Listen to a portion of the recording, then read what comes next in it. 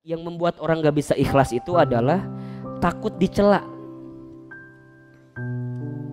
takut dihina, takut dibully, takut direndahkan.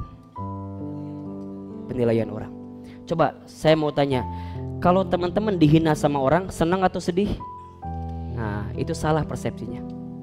Kalau ada orang yang merendahkan kita, kalau ada yang mencela kita, harusnya kita senang. Kenapa? Di saat itu Allah sedang meninggikan derajat kita.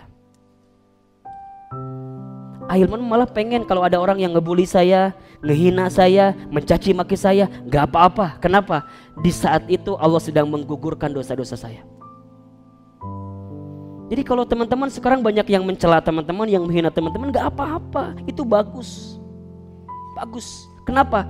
Karena biasanya orang akan kelihatan titik nadirnya sebagai seorang manusia saat dia tahan dengan ujian, saat dia tahan dengan dicaci maki.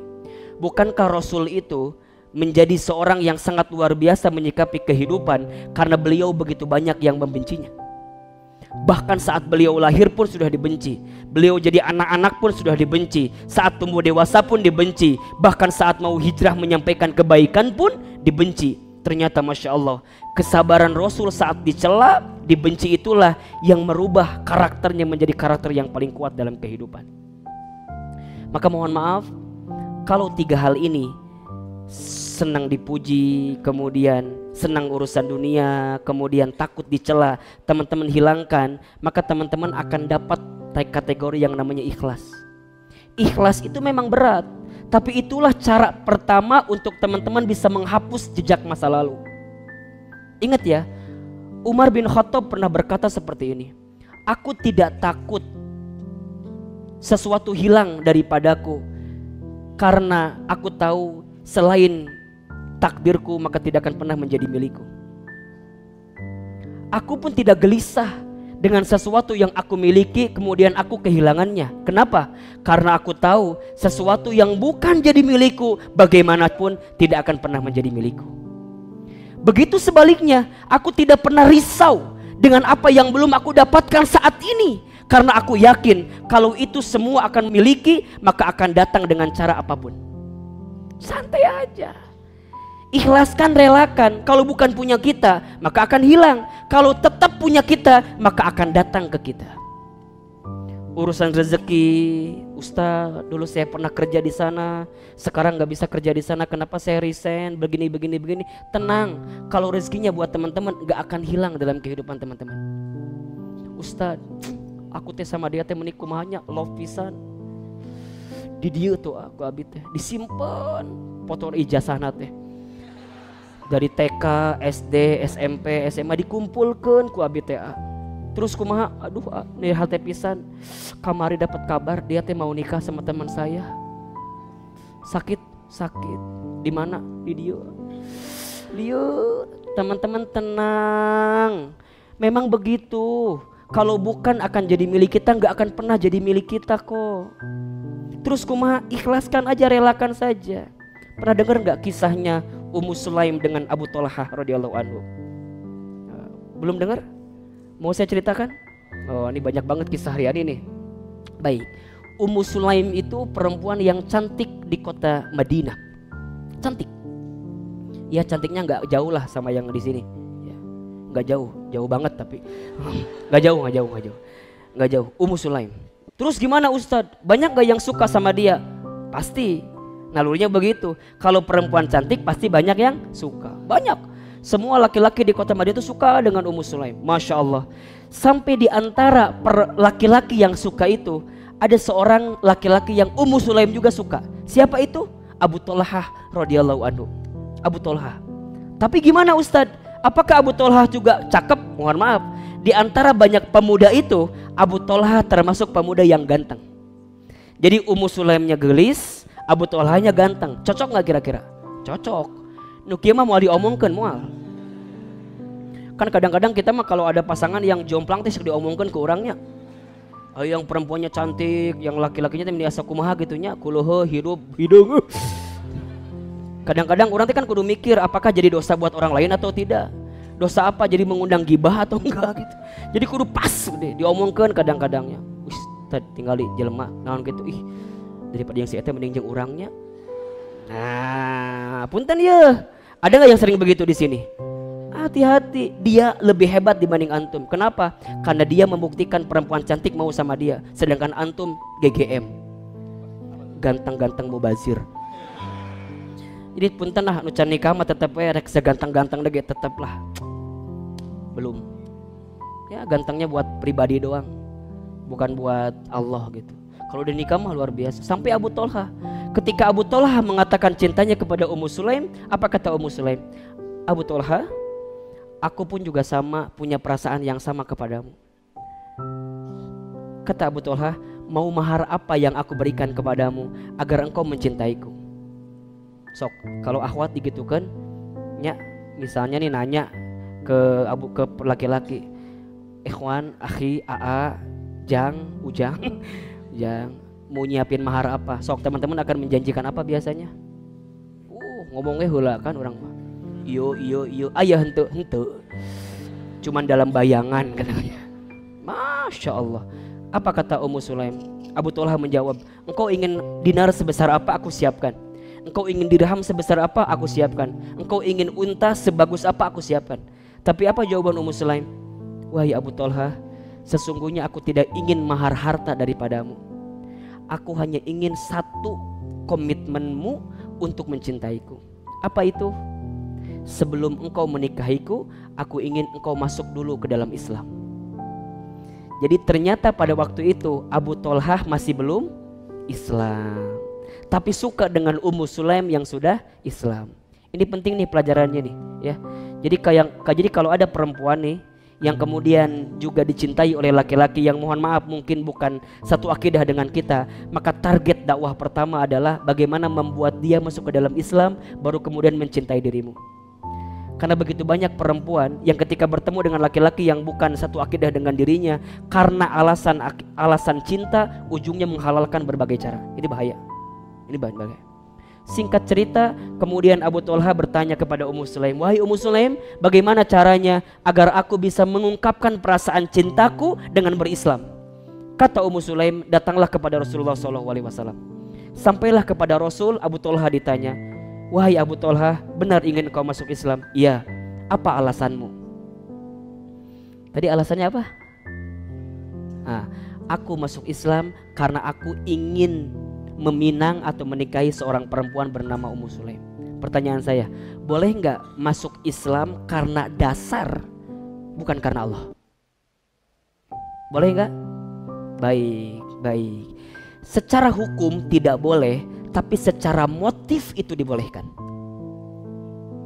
Saya ulangi ya, secara hukum niatnya tidak boleh, tapi secara motif ada faktor pendukung untuk menjadi baik karena sesuatu itu boleh. Contoh, teman-teman ngaji ke sini, boleh nggak? Kalau teman-teman ngaji ke sini itu karena ada orang yang diincar di pengajian ini, boleh nggak? Boleh, boleh. Wow. Ini dia. Kalau niat dasarnya itu nggak boleh hukumnya. Tapi kalau teman-teman niatnya tetap karena Allah, dan setelah itu teman-teman mohon kepada Allah, ya Allah, atulah kumaha we carana. Aku teh ngaji ke sini minimal ngaji plus. Bukan hanya dapat ilmunya, tapi insya Allah juga dapat jodohnya. Jadi niat dasarnya harus karena Allah, tapi motifnya urusan yang lain itu boleh.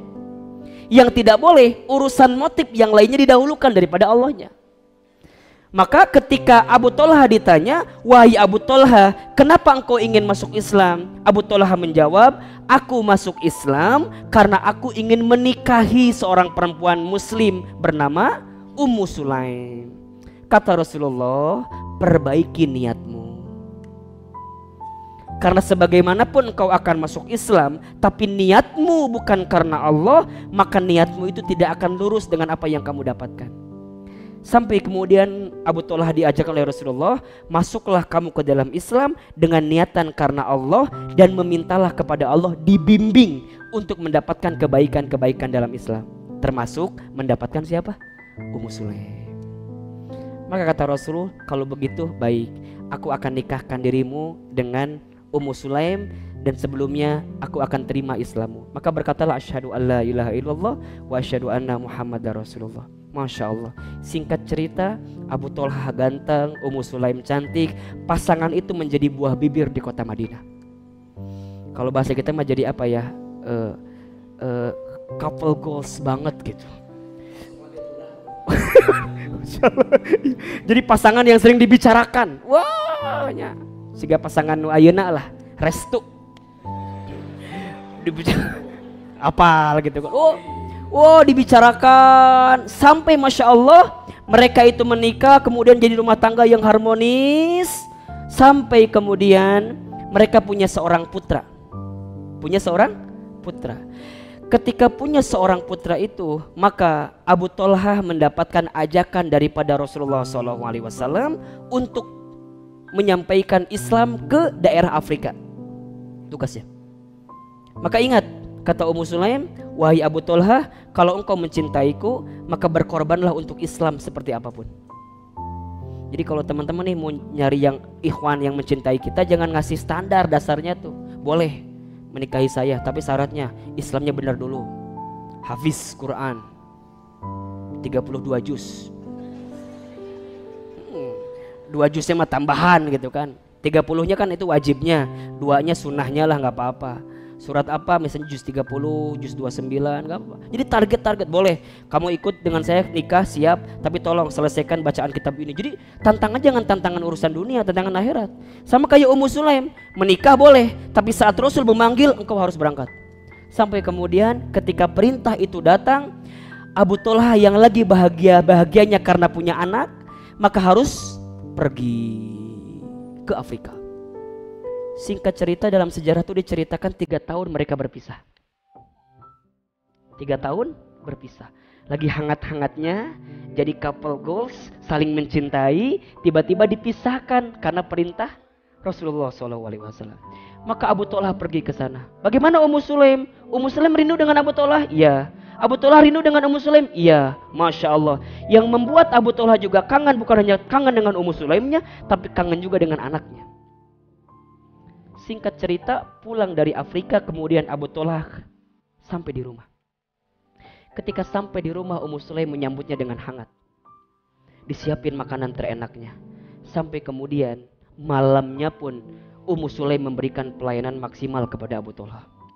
Mereka seakan-akan menjadi suami istri yang baru merasakan malam pertama di malam itu. Jadi nikmat banget. Sampai ketika subuh, Abu Thalhah bertanya, wahai istriku, semalam aku baru pulang dan aku belum melihat di mana anakku.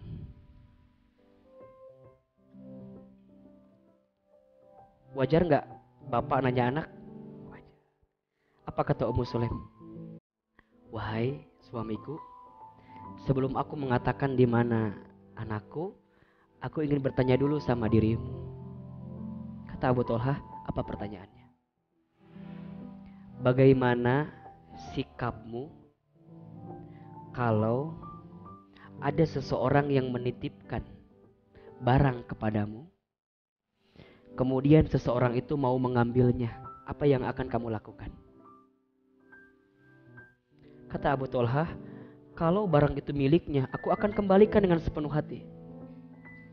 Aku akan berikan, kapanpun pemiliknya mau.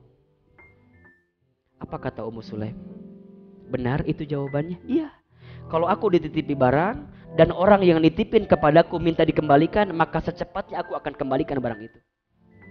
Kata Ummu Sulaim, wahai Abu Thalhah, suamiku, sesungguhnya saat dirimu pergi, anak kita sudah dipanggil oleh Allah Subhanahu wa Ta'ala. Sampai kata Abu Thalhah, benar? Kenapa engkau tidak ceritakan kepadaku? Kenapa semalam engkau masih melayaniku dengan baik? Kenapa kemarin engkau masih memberikan makanan ternikmat kepadaku? Dan di akhir ini engkau ceritakan bahwa anak kita pergi? Kenapa engkau tidak menceritakan itu? Kenapa engkau berbohong? Dan kenapa engkau sembunyikan itu semua? Marah. Karena seakan-akan apa? Nggak dikasih tahu, disembunyikan. Sampai kemudian Abu Thalhah melaporkan kepada Rasulullah SAW. Ya Rasulullah, sesungguhnya aku mendapatkan kabar duka. Aku kehilangan anakku, tapi istriku tidak menceritakan kepadaku. Bahkan semalam aku pernah dengan istriku bermain seperti biasa. Aku merasakan nikmat, diberikan masakan yang enak, tapi istriku tidak menceritakan tentang kondisi anakku yang dipanggil oleh Allah Subhanahu wa taala. Kata Rasulullah, "Ya Abu Talha, sodakta Ummu Sulaim." Yang benar itu adalah Ummu Sulaim. Kenapa? Karena Ummu Sulaim mengajarkan kepadamu bagaimana caranya ikhlas saat kehilangan.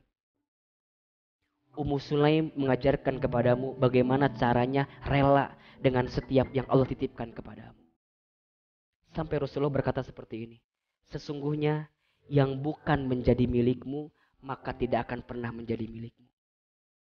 Yang pasti menjadi milikmu maka dengan cara apapun akan menjadi milikmu. Teman-teman, masa lalu kita yang memang bukan punya kita maka akan hilang begitu saja. Dan masa depan kita yang insya Allah jadi milik kita maka akan datang dengan kebaikan-kebaikan itu. So yang paling sederhana adalah ikhlaskan, relakan. Jangan selalu melihat orang di masa lalu, karena setiap orang punya harapan dengan masa depan.